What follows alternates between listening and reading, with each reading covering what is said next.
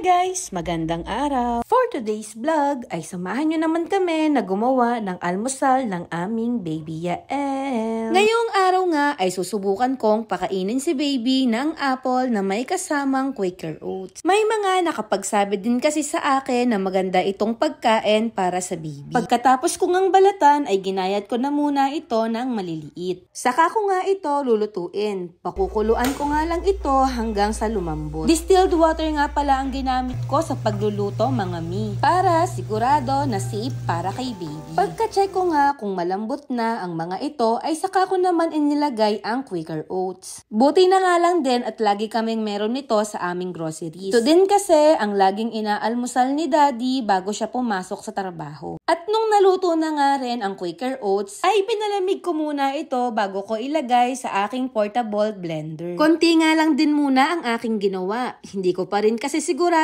kung magugustuhan ito ni Yael. Nilagyan ko na nga rin ito ng formula milk ni baby. Base nga sa aking research ay pwede ding ilagay dito ay distilled water na ginagamit sa milk ng baby. Pwede nga rin daw ang breast milk ng mommy. Bukod nga roon ay pwede rin naman na yung mismong pinagkuluan ng apple. Kaso nga laang ay naubos naman ang sabaw ng aking niluto. Napakalaking tulong talaga sa akin ng blender kong ito. Sadya kasing nadudurog ng sobra ang pagkain ni baby. At hindi na nga ako mag-aalala kung may mga matitira na buo-buo sa pagkain ni Yael. Pagkatapos ko ngang mag-prepare ay pinakain ko na agad si baby. Medyo bad mood pa nga ang bata. Siya na kasi talaga ang boss namin dito sa aming bahay. Tiningnan ko nga din muna ang reaction niya sa kanyang unang subo at mukha namang nagustuhan niya ang kanyang almusal. Sa tunay nga ay medyo kabado din ako sa pagpapakain ng apple sa kanya. Baka kasi maapektuhan ang kanyang pagpoop.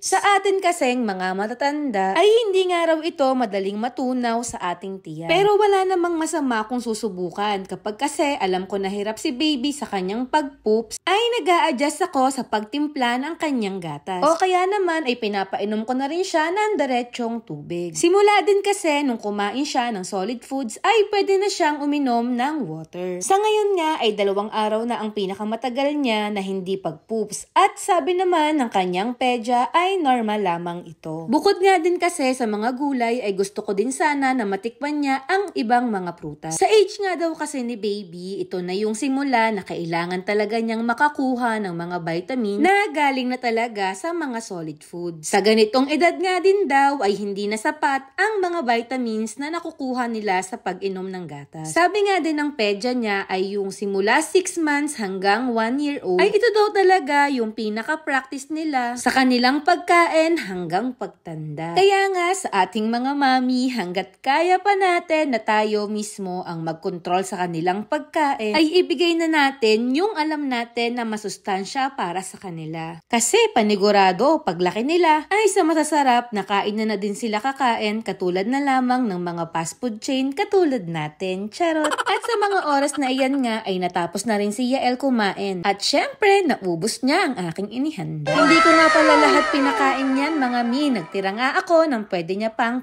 merienda. May natira pa nga siyang gatas kaya ayun na lamang ang aking pinainom sa kanya. Nilinisan ko na nga din muna siya. Kapag ganito kasing bagong kain siya ay hinahayaan ko muna siyang nakaupo sa kanyang high chair ng ilang minuto bago ko naman siya simulang liguan. Para nga bumaba muna ang kanyang mga kinain. Kung umabot nga kayo mga mami sa dulo ng aking video ay bigyan nyo naman ako ng suggestion kung ano pa ang mga pwedeng recipe para kay baby. At ayun lang guys, ngayong araw, salamat ho!